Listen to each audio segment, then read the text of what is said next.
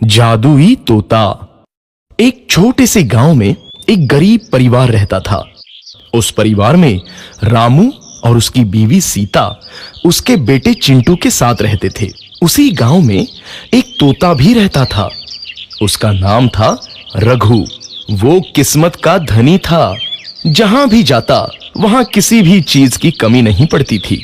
एक दिन रघु उड़ते उड़ते उस गरीब परिवार के घर गया। रघु सोचता है, अरे वाह, लगता है यहाँ आज बहुत अच्छा खाना मिलेगा। मैं पेट भर के खाऊंगा। वो एक कटोरी में रखे अमरूद देखता है। अरे वाह, अमरूद, मुझे तो ये बहुत पसंद है। मैं तो इसे पेट भर के खाऊंगा। रघु तोता अमरूद खाने ही लगता है। तभी सीता रघु को अमरूद खाते देखती है तो गुस्सा हो जाती है और उसे वहां से भगा देती है। भाग यहाँ से, न जाने कहां से आ जाते हैं। मैं तो परेशान हो गई हूं इनसे। सीता के भगाने के बाद रघु चुपचाप से एक कोने में रहता है। धीरे धीरे उस परिवार की बरकत होने लगती है। एक दिन रामू और सीता खाना खाते वक्त बातें करते हैं। आजकल हमारी बहुत तरक्की हो रही है, काम भी अच्छा चल रहा है। रामू कहता है। इस पर सीता कहती है, सच कहा, भगवान हमेशा ऐसे ही हम पर मेहरबान रहे।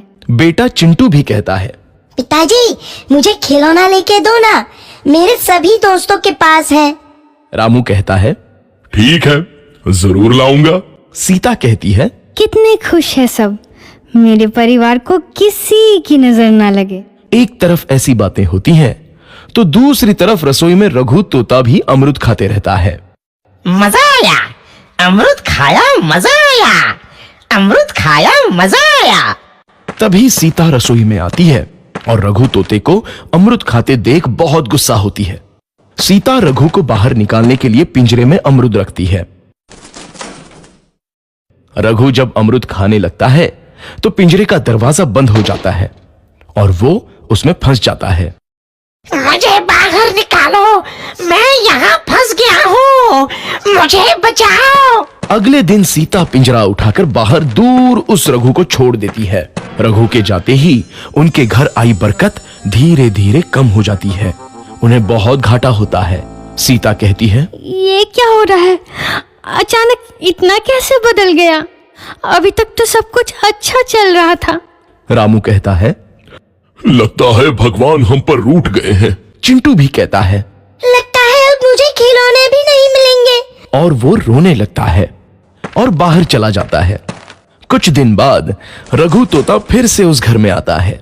वापस आया, मैं वापस आया। अब मैं जमकर अमरूद खाऊंगा। रघु सीधा रसोई घर में चला जाता है और अमरूद खाने लगता है। कुछ देर बाद सीता रसोई में आती है और रघु को देख कहती है, एक तो घर में पहले से इतनी दिक्कत चल रही है और ऊपर से ये तोता मुझे और परेशान कर रहा है। सीता रघु को वहां से भगा देती है। रघु उड़कर किसी कोने में छुप जाता है। कुछ दिन बाद धीरे धीरे उस घर की बरकत वापस आने लगती है। काम भी अच्छे से चलने लगता है। एक रात जब रघु तोता अमरूद खाने जाता है तो पिंजरे में फंस जाता है। ये लोग आखिर चाहते क्या हैं? एक तोते को शांति से अमरूद खाने क्यों नहीं देते? मैं कौन सा चोरी कर रहा हूँ? बस अमरूद ही तो खा रहा हूँ। तभी रामू वहां आता है और पिंजरे में रघु तोते को देख उसे बाहर छोड़ देता है। ये तोता भी कितना जिद्दी है, बार बार वापस आ जाता है। जैसे ही रामू रघु को छोड़ देता है, अगले दिन से फिर से उनके घर की बरकत जाने लगती है। काम में घाटा होता है। किसी को समझ नहीं आ रहा था कि ऐसा क्यों हो रहा है। रघु तोता घर आता है तो अचानक बरकत आती है और जब रघु तोता को बाहर निकालते हैं तो बरकत चली जाती है। एक दिन सीता रघु तोते के घर आने और बाहर जाने की स्थिति पर नजर रखती है। ये तोता जब भी घर आता है तो घर में बरकत आती है और जैसे ही ये घर से बाहर जाता है तो उसी के साथ बरकत भी चली जाती है। कहीं ये जादुई तोता तो नहीं है?